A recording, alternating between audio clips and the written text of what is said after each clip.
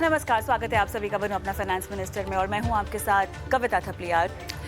चलिए, mutual fund में निवेश करने की रणनीति तो आप सब बना ही लेते हैं। हमेशा आपको सब जगह बताया जाता है कि म्यूचुअल फंड खरीदना कैसे चाहिए और म्यूचुअल फंड में कौन सा म्यूचुअल फंड आपके लिए सही होता है, कौन सा आपका पहला फंड होना चाहिए। तो म्यूचुअल फंड में एंट्री करने और निवेश की शुरुआत करने के लिए तो लाखों करोड़ों लोग पंडित बनकर बैठे हुए हैं, लेकिन कोई आपको कोई बताता है कि म्यूचुअल फंड से निकलना कब है या क्या म्यूचुअल फंड से निकलना भी चाहिए, किस तरह के फंड से निकलना चाहिए आपके करंट पोर्टफोलियो स्टैंडिंग्स को देखते हुए। आज थोड़ा सा बारीकी में इसी पर हम बात करते हैं और बहुत ही खास मेहमान मेरे साथ जुड़ गए हैं Atul Singhal, founder CEO script box. Atul, आपका बहुत बहुत स्वागत है और धन्यवाद आपने आज समय दिया इतनी इम्पॉर्टेंट चर्चा के लिए, क्योंकि अतुल आप तो इंडस्ट्री वेटरन है, आप तो इस व्यवसाय से बहुत समय से जुड़े हुए हैं। आप भी जानते ही होंगे कि म्यूचुअल फंड में खरीदने को लेकर सलाह बहुत मिल जाती है, लेकिन कोई ये नहीं बताता कि फंड से कब निकलें। ठीक है, सब बताते हैं कि बाजार के चाल के मुताबिक कौन से थीम्स काम कर लेंगे, कौन से मार्केट कैप के फंड्स काम कर लेंगे, लेकिन कोई ये नहीं बताता है कि इस तरह के फंड से आप निकल जाए। तो फंड से निकलने की या फंड्स के साथ ब्रेकअप करने की या फंड से एग्जिट करने की रणनीति सही होती है क्या अतुल? पहले आप मुझे ये बताइए। Thank you very much Kavita for हमें इस शो पे बुलाने के लिए and thank you to the audience कि आप हमारी बात सुन रहे हैं। ये आपका बिल्कुल सही कहना है कि बड़े पंडित मिलते हैं जो कहते हैं कि इसको खरीदिए, अब खरीदिए, पर जितना ज़रूरी अच्छी तरह खरीदना है उतना ही ज़रूरी सोच समझ के निकलना भी है। तो रणनीति इस पे बेसिस करते हैं कि आप क्यों निकालना चाहते हैं पैसे। आपने कुछ खरीदना है, आपको बच्चों को स्कूल कॉलेज भेजना है, आप रिटायर हो रहे हैं, या फिर आप डर गए हैं, या फिर आप ग्रीडी हो गए हैं कि किसी ने आपको मॉर्निंग वॉक में बोला ये बेचो वो खरीदो। राइट, तो ये हिसाब जरूरी है कि आप क्यों करना चाहते हैं जो भी आप डिसीजन ले रहे हैं। अगर आप खुद बेचना चाहते हैं, इसके कई कारण हो सकते हैं कि आपको पैसे की जरूरत है। अगर शॉर्ट टर्म पैसे की जरूरत है तो हमारी ये सजेशन होगी या सलाह होगी कि सोचिए कि क्यों। ऐसा तो नहीं कि आप लोन ले सकते हैं अपने सिक्योरिटी के अगेंस्ट या कोई फिक्स डिपॉजिट तोड़ सकते हैं। तो सोच समझ के पूरा एसेट्स देख के आपको अपना एग्जिट लेना चाहिए। जब आप एग्जिट ले रहे हैं तो ये कंसिडर करना चाहिए कि इसकी परफॉर्मेंस कैसे रही है। अगर आप ये बेचेंगे और कुछ और खरीदने की सोच रहे हैं तो इसके स्विचिंग कॉस्ट कितना होगा, एग्जिट लोड कितना होगा। तो रणनीति इस हिसाब से होती है कि आप होलिस्टिक व्यू लें। देखिए, ये बहुत कंफ्यूजिंग मामला है, चाहे पंडित कितने भी कहें। हमारा क्या मानना है कि सबसे सिंपल ये चीज है कि आपका एसेट एलोकेशन क्या है और आप ये क्यों इन्वेस्ट कर रहे हैं। आपने घर खरीदना है, आपने अपने बच्चों को कॉलेज में डालना है, आपने रिटायरमेंट करना है, कि केवल आपको तेजी चाहिए मार्केट में। जहां तक आप लॉन्ग टर्म इन्वेस्टर हैं तो जितना आपने लॉन्ग टर्म सोच के इन्वेस्ट किया है उतना ही लॉन्ग टर्म सोच के एग्जिट करिए। एग्जिट करते समय मैंने कहा टैक्स के बारे में सोचिए, short term capital gains, long term capital gains, कौन सा एसेट क्लास आप बेच रहे हैं, डेट वर्सेस इक्विटी। आपको क्या लगता है कि क्यों ये परफॉर्मेंस नहीं है। अगर आपको परफॉर्मेंस लग रही है खराब, आपने क्या एनालिसिस किया है, कितना टाइम पीरियड सोचा है, या फिर आपने कोई सेक्टोरल या थीम में किसी कारण आपने पैसा डाल दिया हो। राइट, कभी लोग कहते हैं डिफेंस खरीदिए, कभी कुछ लोग कहते हैं कंजम्पशन खरीदिए, और आपने भी खरीद लिया है किसी कारण और आपको लग रहा है तो ये काम नहीं कर रहा, हमको निकलना चाहिए जरूरी से। पर ये जरूरी नहीं है कि जो अभी कम है वो बाद में भी कम रहेगा। तो हमारा अगेन ये सलाह है कि किसी जो एक्सपर्ट है उससे बात करिए, वो शायद थोड़ा ज्यादा जानते हो। जैसे हम कहते हैं कि अगर आपको कोई बीमारी हो तो आप चाहे कितना भी अपने मॉर्निंग वॉक से पूछ लें या गूगल से पूछ लें, अल्टीमेटली आप किसी एक डॉक्टर के पास जाएंगे। सिमिलरली अगर आपको लॉन्ग टर्म इन्वेस्टमेंट बिल्कुल, करनी है तो आप एब्सोल्युटली किसी से नहीं, बात एक्सपर्ट करें। के पास जाना ज़रूरी होता है।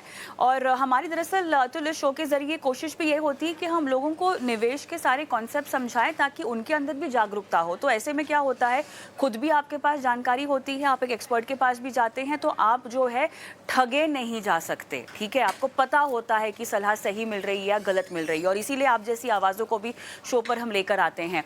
तो आपने कुछ पैरामीटर्स यहाँ पे लिस्ट आउट किए हैं जिसके बिना पर आप समझ सकते हैं कि फंड्स आपके लिए सही है या नहीं है। लेकिन अतुल, जिस तरह का माहौल है ना हमारे देश में, जहाँ पे इन्वेस्टर्स की तादाद बढ़ रही है, इन्वेस्टर्स की इन्वेस्टिंग को लेके अवेयरनेस बढ़ रही है, और ऐसे में उनकी रिस्क प्रोफाइलिंग बदल रही है, वो रिस्क को अलग तरीके से समझना भी शुरू कर चुके हैं। फंड्स को पोर्टफोलियो में डालने के बाद उसको मॉनिटर करना है और उनमें अपने निवेश को बढ़ाना है।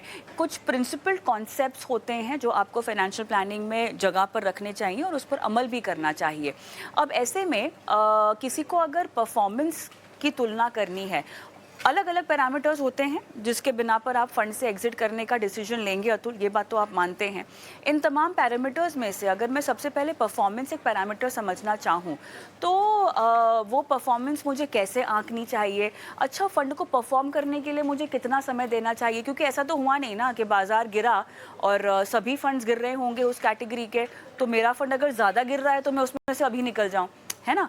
या आपने कोई नया फंड ले रखा है जिसकी परफॉर्मेंस जो है फिलहाल पिकअप नहीं हो रही, तो उसे कितना समय देना चाहिए? Basically performance as a parameter to exit a fund हमें अगर कंसिडर करना है तो क्या क्या बातें ध्यान में रखनी होंगी? तो कविता जी बिल्कुल, तो मैं एक तो अपना ब्रोकन रिकॉर्ड की तरह सटा रहूंगा कि एसेट एलोकेशन के बेसिस पे करिए। अगर आपका 60% इक्विटी है, 30% डेट है, 10% से गोल्ड है या प्रेशियस मेटल्स है, तो उस हिसाब से पहले रहिए। उसमें अगर आपका large cap, mid cap, small cap का कोई एसेट एलोकेशन है, उसी में से 40-10-10, तो अब लार्ज कैप का अलग से देखिए, मिड कैप का अलग से देखिए, स्मॉल कैप का अलग से देखिए, डेट का अलग से देखिए। पहले ये सोचिए कि आप किस एसेट क्लास के लिए क्या कर रहे हैं। अब परफॉर्मेंस की बात आई, कम से कम मतलब ट्रैक रिकॉर्ड देखिए, क्योंकि कई बार फंड मैनेजर का ट्रैक रिकॉर्ड देखिए, 3 साल का, 5 साल का, 1 साल के बना पे, या 1 महीने, 3 महीने, जो ये हम लोग स्कोर शीट्स देखते हैं। कई कई वेबसाइट ऐसी हैं जो आपको स्कोर कार्ड देंगी डेली परफॉर्मेंस की, मंथली परफॉर्मेंस की। ये बिल्कुल गलत है हमारे हिसाब से कम 1 या 3 साल, डिपेंडिंग अगेन कि आपको कौन सा एसेट क्लास में आप हैं। ये देखिए उसकी वॉलेटिलिटी कितनी है, उसके रिटर्न्स कितने हैं, उसकी कंसिस्टेंसी कितनी है, और उस फंड मैनेजर का क्या ट्रैक रिकॉर्ड है अलग अलग स्कीम्स में, अगर उनका पास है। तो 4-5 चीजों को सोच के देखिए कि आपकी परफॉर्मेंस आप कैसे मेजर कर रहे हैं। आप मीडियन से कंपेयर कर रहे हैं या बेंचमार्क से कंपेयर कर रहे हैं। आप कम से कम 6 या 8 क्वार्टर को देखिए कि कंसिस्टेंसी कितनी रही है। तो इसके लिए काफी मैथ की जरूरत है, कुछ सोच की जरूरत है। तो रिपीट करने के लिए थोड़ा लॉन्ग टर्म सोचिए, एसेट क्लास सोचिए, फंड मैनेजर को देखिए, बना कि केवल उस फंड को देखिए, उसका ट्रैक रिकॉर्ड देखिए, कितनी देर में वो वापस आते हैं। अगर उसका पहले अंडर परफॉर्मेंस रहा है तो क्या हुआ है, और जो ये अंडर परफॉर्मेंस है किस किस महीने पे है, केवल 1 क्वार्टर की है या कंसिस्टेंटली 4-6 क्वार्टर तक कम रही है। तो उस हिसाब को ये सबको मिला के आपको सोचना पड़ेगा कि हम इस फंड में रहें या निकलें, और जब निकलें तो कहाँ जाएं। वो इतना ही जरूरी है कि कहाँ कब निकलें। तो ये दोनों सब कुछ मान के रखना पड़ेगा। इसके अलावा और कौन से पैरामीटर्स हैं जो आपको लगता है कि हमें समझने चाहिए? परफॉर्मेंस इसीलिए मैंने हाईलाइट किया है क्योंकि आजकल हर किसी को रिटर्न के पीछे भागना होता है, हालांकि वो सही तरीका नहीं होता, ठीक है? परफॉर्मेंस के अलावा और आप कौन से पैरामीटर्स को हाईलाइट करवाना चाहेंगे? पुरानी मारुति ऐड है कि आप सब कुछ देखते हैं, बड़ा इंजन देखते हैं, सब कुछ देखते हैं, बड़ी शिप का, और बोलता कितना देती है। अनफॉर्चुनेटली ये रियलिटी है कि सब लोगों को केवल रिटर्न सबसे पहले दिखते हैं। हमारा ये मानना है कि जैसे मैं कह रहा हूं, एसेट एलोकेशन, आप ये क्यों इन्वेस्ट कर रहे हैं। अगर आपको ये पैसा 7 साल बाद चाहिए तो कुछ और होगा। आपको ये पैसा 1 साल बाद चाहिए। अगर ये आपका इमरजेंसी फंड है, तो आप अगर लिक्विड्स में हैं तो उसमें क्या परफॉर्मेंस सोचेंगे, उस पैसा को अलग रखिए। तो एसेट एलोकेशन, मार्केट की क्या डायरेक्शन है, क्या आपका एडवाइजर आपको क्या कह रहा है, क्यों कह रहा है, तो आपकी बात बिल्कुल सही है कि हमारा ये काम एज एडवाइजर है कि हम आपको सिखाएं, आपको नॉलेजेबल बनाएं। हमारा जैसे स्क्रिप्ट बॉक्स में हमारा मानना है कि हम आपके को ड्राइवर हैं, आपके बगल में बैठ के आपको सिखा रहे हैं, रास्ता दिखा रहे हैं, और हम आपकी सीट बेल्ट हैं कि आपको एक्सीडेंट नहीं होने देंगे। कि अगर ज्यादा लोग पैसा इसलिए खोते हैं कि वो गलती करते हैं, इसलिए नहीं कि वो सही काम करते हैं। तो कब बेचना है, क्या बेचना है, तो परफॉर्मेंस, मतलब आप परफॉर्मेंस के अलावा आपका एसेट एलोकेशन, आपका गोल क्या है, आपका ट्रिगर क्या है। और कई बार लोगों को केवल नाम सूझता है कि यार ये वाला फंड आजकल तेज चल रहा है, इसको खरीद लें। जैसे मैं कल का एग्जांपल लेता हूं, इंडिया प्लेड सो वेल और हम लोग जीते, जबकि बुमराह नहीं था और आकाशदीप जो इससे पहले इतना नहीं खेला था उसने खाया। तो पूरी टीम की जरूरत होती है, आपके पास ओवर डाइवर्सिफिकेशन नहीं होना चाहिए। अगर ऐसा हुआ है कि आप फंड खरीदते चले गए हैं और सडनली आपके पास हर कैटेगरी में 8-10 4 फंड हो गए हैं, तो कैसे बनाएं। करीब 15-14 फंड का अगर आपका पोर्टफोलियो हो, 4-6 एसेट क्लास हो, आप उसको मॉनिटर कर रहे हो, तो ये तरीका होगा खरीदने का और निकलने का। और ये भी है कि हर साल एक बार अपना पूरा पोर्टफोलियो रिव्यू करें, आपका एसेट एलोकेशन क्या है, कौन से फंड्स अंडर परफॉर्म कर रहे हैं, किस में से निकलें और किस में नेक्स्ट जाएं। तो कई बार ऐसा होता है कि आप कहें कि लार्ज कैप में रहें, और मिड कैप से निकल के large cap, because mid cap की वैल्यूएशन ज़्यादा हो गई है या आपके फंड की वैल्यूएशन ज़्यादा हो गई है। तो काफ़ी पैरामीटर्स आते हैं इसके अंदर, अपार्ट फ्रॉम, और ऑब्वियसली एग्जिट लोड और टैक्स का भी को भी ज़रूरी कंसिडर करना चाहिए। अक्रॉस मार्केट कैप्स बात की है रीबैलेंसिंग की। अगर मान लीजिए कि मेरा मिड कैप फंड परफॉर्म नहीं कर रहा और मुझे उसमें से निकलना है, तो क्या मैं दूसरे इसी क्षेत्र का फंड ले सकती हूँ, या आपको लगता है कि कैटेगरी ओवरऑल आपको निकल जानी चाहिए? एग्जिट फंड की बात हो रही है, लेकिन स्पेस से भी निकलने की बात हो रही है साथ में। जी, समय-समय की बात है। अगर आपको लग रहा है कि mid cap as a category valuations excess में हो गए हैं हिस्टोरिकल रिटर्न्स के हिसाब से, या फिर कोई मायना नहीं है कि ये वैल्यूएशन एक्स्ट्रा या जो भी पीई मल्टीपल्स है कैटेगरी की ऊँची रहेंगी, तो शायद आपको रीबैलेंस करना चाहिए। मैं ये नहीं कह रहा हूँ बिल्कुल निकलना चाहिए। अगर आपकी करंट एलोकेशन, जैसे मैं कह रहा था, 40-10-10 है, शायद आप 45-5 जाना चाहें लार्ज कैप मिड कैप में, या 45, तो अगर आपके पास 2 फंड हैं मिड कैप में, एक निकल आई, एक किसी और चीज़ में डाल दीजिए। तो ये सब अगेन काफ़ी इसके पीछे साइंस होता है, आपका पर्सनल रिस्क अवर्शन होता है। एक बहुत ज़रूरी बात है कि हर इंसान अलग होता है। हर इंसान, किसी के पास कॉलेज के बच्चे हैं, किसी के बच्चे छोटे हैं, कई लोग सिंगल हैं, कई लोग रिटायर्ड हैं। सो सबके लिए एक जवाब नहीं होगा। जवाब आपके पर्सनल सर्कमस्टांसेस पे, आपके रिस्क एपेटाइट पे होगा। तो आप किस सेगमेंट में, आपकी कितनी रिस्क एपेटाइट है। कई लोग हैं जो स्मॉल कैप बिल्कुल नहीं खरीदते हैं, और उनके लिए सही है कि उनको उसमें मानसिक संतुष्टता उसी में मिलती है। तो कविता जी, कोई सीधा आंसर नहीं है, पर ये आंसर है कि आप लोगों के लिए कि डाइवर्सिफाइड पोर्टफोलियो रखिए, ओवर डाइवर्सिफाई मत करिए। हर एसेट क्लास को एक सही पोर्शन रखिए, और क्या पोर्शन है वो आपकी रिस्क एपेटाइट है, मार्केट का आउटलुक है, वैल्यूएशंस हैं। उसके अंदर अगर आपको मिड के बाद के, coming back to the answer, कि अगर मिड कैप में आपके पास 2 फंड हैं, कौन-सा निकलना है, कौन-सा खरीदना है, ये आप पे है। हम्म, हम्म। चलिए, लेकिन इसके अलावा जब भी आप किसी फंड से निकलते हैं, तो कई बार आपको इसको सही तरीके से स्ट्रैटेजाइज भी करना होता है।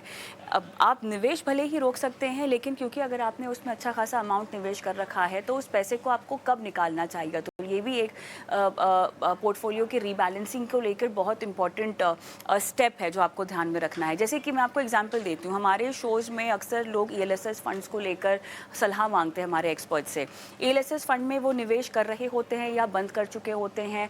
कई लोग जो कि नए टैक्स रिजीम में जा चुके होते हैं, उनको ईएलएसएस फंड में निवेश करने को लेकर अब कोई फ़ायदा नहीं महसूस होता, तो इसलिए वो शिफ्ट होना चाहते हैं। पर अब उनके लिए निवेश रोक देना तो सही है। अब 3 साल का लॉक इन है, तो आपको हर देखना पड़ेगा। अगर एसआईपी कर रहे हैं तो हर एसआईपी को 3 साल होने देना पड़ेगा। लमसम किया है तो पूरे अमाउंट को जो है लॉक इन पीरियड खत्म होने के बाद ही आप निकल पाएंगे। लेकिन पैसा निवेश रोकना और पैसा निकालना, ये दोनों अलग अलग स्टेजेस पर भी डिपेंड करता है। तो किस स्टेजेस पे डिपेंड करते हुए आप ये कॉल ले सकते हैं कि आप निवेश रोक दें और पैसा ना निकालें, या निवेश रोकने के बाद पैसा भी निकाल लें?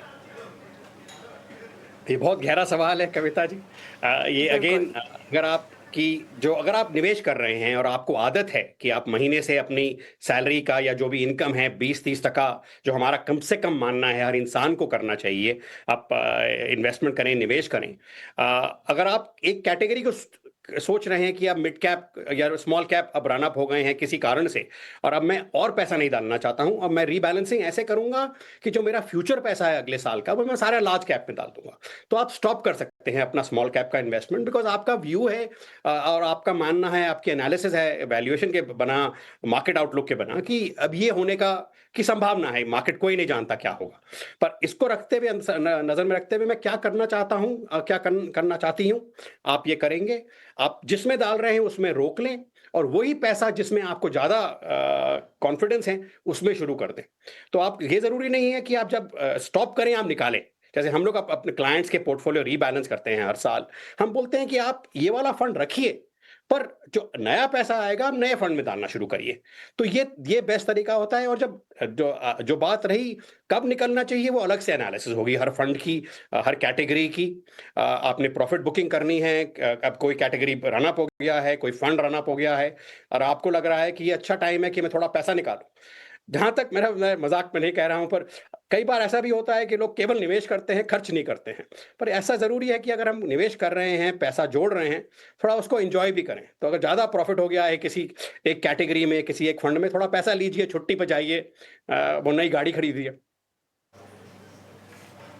बिल्कुल, आपने सही कहा और मेरे ख़्याल से जब भी हम फाइनेंशियल पोर्टफोलियो की बातें करते हैं ना, तो ये सब बातों को ध्यान में रखना बहुत ज़रूरी होता है। अतुल, कई बार ना लोग पोर्टफोलियो मतलब अच्छा कुछ फंड्स खरीद लिए, अच्छा कुछ शेयर्स में अपने पैसे डाल दिए, कुछ सोना आपने खरीद लिया और उनको लगता है कि उनका पोर्टफोलियो बन गया। लेकिन पोर्टफोलियो में जो है ना, आपको स्ट्रैटेजीज़ अपनानी पड़ती हैं और इसी तरह की स्ट्रैटेजीज़ ध्यान में रखनी है जब आप एग्ज़िट कर रहे होते हैं किसी म्यूचुअल फंड से। अच्छा, कई बार अच्छा आजकल है ना अतुल, ये मल्टी एसेट एलोकेशन टाइप के फंड्स बहुत फेमस हो चुके हैं, ठीक है? ये सवाल मैं आपसे इसीलिए पूछ रही हूँ क्योंकि देखिए अपने आप में कैटेगरी बहुत उम्दा है, तारीफ़ करनी चाहिए यहाँ पर रेगुलेटर की भी और तमाम फंड हाउसेस की भी जो इस तरह की स्ट्रैटेजीज़ लेकर आ रही हैं। डाइवर्सिफिकेशन इम्पॉर्टेंट एस्पेक्ट है पोर्टफोलियो का, एक ही फंड में आपको मिल जाता है। अब लोग ये भी हमको पूछते हैं कि अच्छा हमने तो मल्टी एसेट एलोकेशन फंड ले रखा है, अब उसके अलावा हमारे पास दूसरे जो फंड्स हैं हम उनका क्या करें? क्योंकि उनको लगता है कि कहीं न कहीं जो एक्सपोज़र आपको मल्टी एसेट एलोकेशन में मिल रहा है, वो काफ़ी हद तक पर्याप्त है। अगर मेजॉरिटी एलोकेशन इक्विटी में है, डेट में है और थोड़ा-थोड़ा गोल्ड और बाकी एसेट क्लासेस में है, overall strategy considering that you have a multi asset allocation fund in your portfolio हम कैसे करें? ये अगेन केवल इन्वेस्टर की रिस्क एपेटाइट पे, आपके एडवाइजर पे, आपके अप्रोच पे डिपेंड करता है। अगर आपके पास एक एक्टिव नॉलेजेबल एडवाइजर है, क्योंकि जो फंड मैनेजर्स हैं अपने अपनी एक्सपर्टीज रखते हैं। अगर कोई फंड मैनेजर डीपली 20 साल 25 साल से इक्विटी में एक्सपर्ट है, सिमिलरली कोई फंड मैनेजर 10 15 20 साल से डेट फंड्स की रिसर्च कर रहा है, उसको नॉलेज है, उसकी एक्सपर्टीज है। अगर आपको जैसे आप अगर मल्टी स्पेशलिटी हॉस्पिटल पे जाएंगे, तो आप किसी थोड़ा जाएंगे किसी कार्डियोलॉजिस्ट के बोलेंगे कि आप मेरा पैर पैर का भी ऑपरेशन कर दो, कि आप सब कुछ ही मेरे पे कर पाओ। तो हमारी क्या मानना है, वाइल ये कैटेगरी बहुत इंपॉर्टेंट है और कई लोगों के लिए सही है, पर जब आपके पास एक्सपर्टीज है कि आप अपने हार्ट अपने डॉक्टर कार्डियोलॉजिस्ट को दिखाइए, अपना कान का रोग कान के स्पेशलिस्ट को दिखाइए। सो जब स्पेशलिस्ट अवेलेबल हैं और वो काफ़ी अच्छा काम कर रहे हैं, अगर आप अपना पोर्टफोलियो लॉन्ग टर्म ग्रोथ देखना चाहते हैं जो आपके अलाइंड हो आपके इंटरेस्ट पे, जैसे मैं कह रहा था कि एग्जिट लोड वगैरह अलग है और टैक्सेस अलग हैं, पर आपको अगर लग रहा है कि वाई पूरा क्यों कैश आउट करूं, मैं शायद अभी केवल डेट निकालना चाहूं, कभी शायद मैं केवल इक्विटी निकालना चाहूं, तो वाइल बैलेंस एडवांटेज फंड या जो मल्टी एसेट एलोकेशन फंड है, ये नया प्रोडक्ट है, बहुत रिस्पेक्ट करते हैं। पर अगर आपके पास अच्छा एडवाइजर है जो आपके संग काम करने को तैयार है अगले 20 30 40 साल तक, तो वेल्थ इज मल्टी जनरेशनल। तो ये 1 साल 2 साल की बात नहीं है, 20 30 40 50 साल की बात है। तो आप इस हिसाब से अपना पोर्टफोलियो कंस्ट्रक्ट करिए कि आप देख पाएं क्या चल रहा है, क्या नहीं चल रहा है, क्या कर सकते हैं एक्टिवली मैनेज का। अगर आप चाहते हैं कि fill it shut it forget it, तो फिर ये मल्टी एसेट एलोकेशन फंड भी आपके लिए काम कर सकते हैं। चलिए अतुल, बहुत बहुत धन्यवाद आपका, काफ़ी विस्तार से आपसे बातचीत हुई है और एग्जिटिंग का म्यूचुअल फंड जो कि बहुत ही इंपॉर्टेंट टॉपिक है हर किसी के लिए, आपने मार्गदर्शन दिया दर्शकों को, धन्यवाद आपका। थैंक यू वेरी मच, नमस्कार। चलिए एक छोटा सा ब्रेक लेते हैं, ब्रेक के उस पार हेमंत जसवीगी हमारे साथ जुड़ेंगे, दर्शकों के सवालों के जवाब दिए जाएंगे और इस बीच व्हाट्सएप नंबर भी फ्लैश कर देते हैं आपके स्क्रीन पर, क्योंकि वहीं से आपको अपने सवाल जो हैं हम तक पहुंचाने हैं 9619873567 और साथ ही जो है आप यूट्यूब पर भी अपने सवाल छोड़ सकते हैं और तमाम शोज़ भी देख सकते हैं। मिलते हैं ब्रेक के बाद।